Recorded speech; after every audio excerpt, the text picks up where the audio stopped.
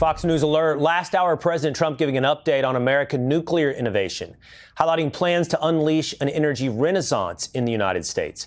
This comes as Trump draws a firm line when it comes to Saudi Arabia's nuclear ambitions.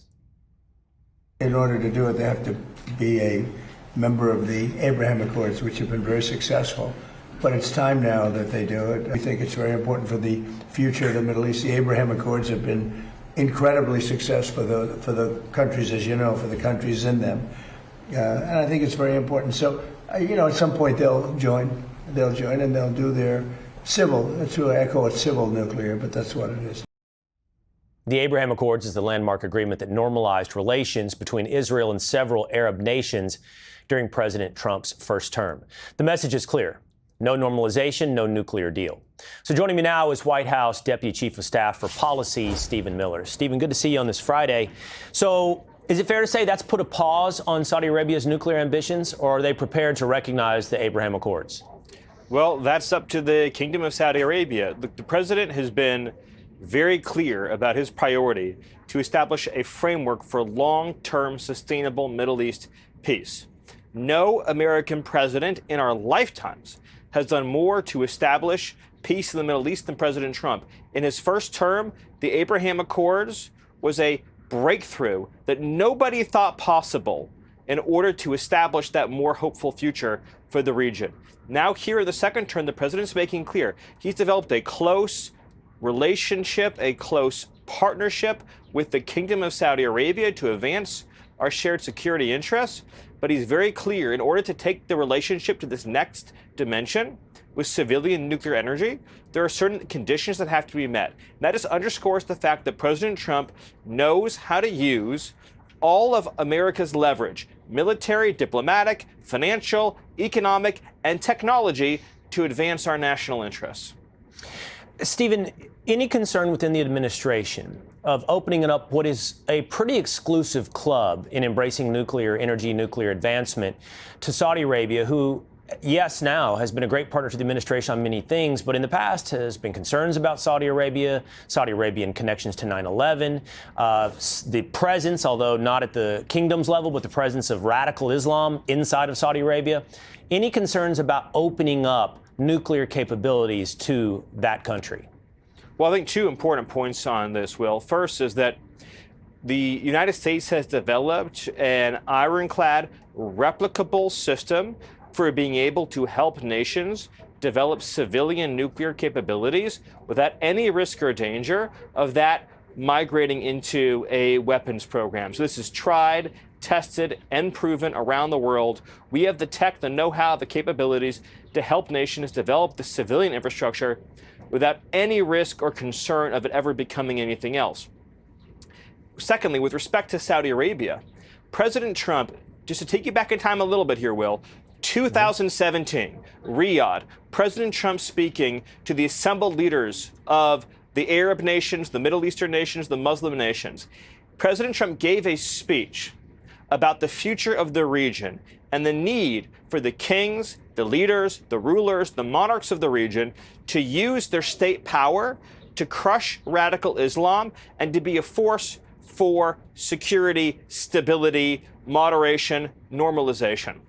The Kingdom of Saudi Arabia, which hosted that event, took up and heeded the president's call and has spent the years since developing a model framework for dealing with radical Islam and violent Islam in a way that other nations in the region should emulate. So if you look at the Middle East today, we see radical Islam comes out of primarily two places. Violent, jihadist, terrorist Islam comes out of ungoverned spaces, unstable spaces, right? So still a legacy, for example, of Bush's war in Iraq, and also particularly, of course, Iran, which is the primary funder and has been for a long time since the Islamic Revolution, and that, of course, relates to Iraq because they're funding the Shia militias in Iraq.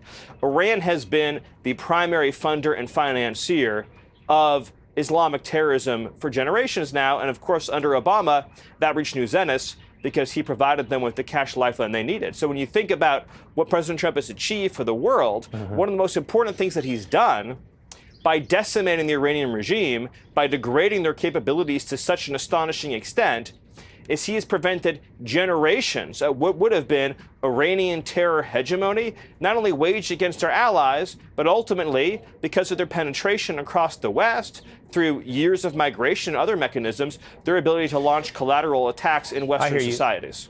And so this is distinguished. You're making the point from 20 years ago when it wasn't. Today, it's ungoverned spaces in Iran versus 20 years ago when radical jihadism was more spread throughout the region. And honestly, Stephen, and I find these conversations both intellectual and educational, and I could go with you for a long time, but I'm already way over time. But I do want to ask you about this because there has been some concern about immigration and deportations, and there's been some concern about whether or not those numbers would go down. We did get numbers for June, and it looked like deportations continue to hold steady, and that the administration looks to continue to deport at numbers that are expected. What is the approach of the administration now on the numbers and the expectation for deportations? Well, look, that's a great segue, because when you talk about security against radical Islam, when you talk about security against jihadism, that all comes down to immigration enforcement.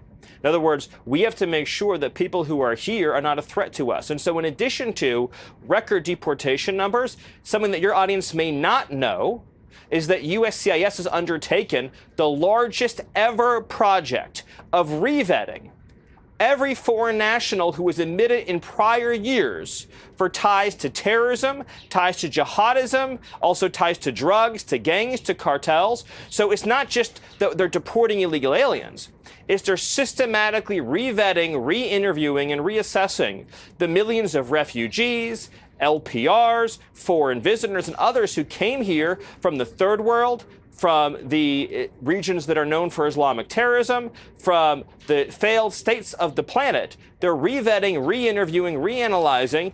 Just this week alone, from the last report I got, there were 1,000 immigration benefits that were terminated based on public safety, national security eligibility grounds that had been previously issued by another administration. So yes, the ICE numbers are climbing up steadily. Financial enforcement. So we're beginning the process right now of working with our financial institutions under the president's executive order to cut off illegal alien financing. You also see we've issued $81 billion in fines to illegal aliens for failing to depart, and that is now going through a civil collections process.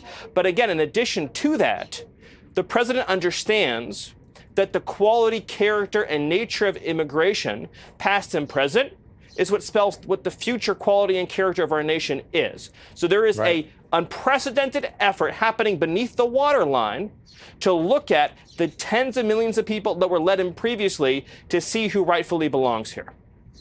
So let's change how we do this, Stephen. You know, you come on every once in a while. Let's do this, okay? And I would just talk to you offline, so let's do this. We'll just do it on air.